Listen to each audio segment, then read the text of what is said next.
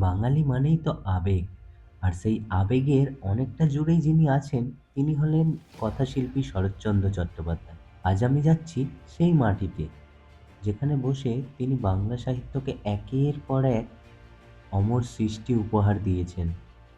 আজ আমরা যাব দেউলটির সামতা বেড়ে, কথাশিল্পীর স্মৃতি বিজড়িত বাড়িতে। শহরের কোলাহল থেকে অনেকটা দূরে দেউলটির সামতা বেড়ে, রূপনারায়ণ নদের কাছে এই শান্ত গ্রাম। আর এই গেট দিয়ে ঢোকার সময় অদ্ভুত একটা শিহরণ কাজ করছে।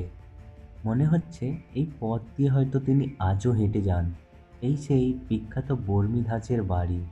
আর এখানেই জীবনের শেষ ১২টা বছর কাটিয়েছিলেন আমাদের প্রিয় কথাশিল্পী।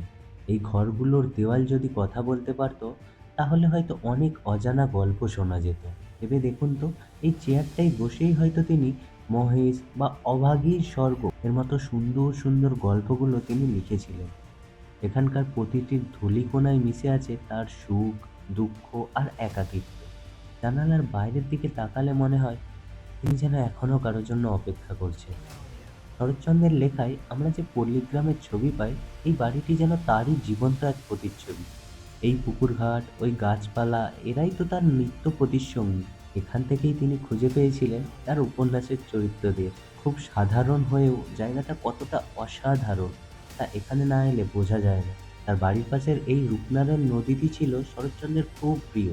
শোনা যায় তিনি ঘন্টার পর ঘন্টা এই নদীর দিকে তাকিয়ে বসে থাকতেন। হয়তো এই নদীর স্রোতের মতোই তার লেখার ভাষা ছিল, কখনো শান্ত, আবার কখনো বা আবেগে উত্তাল।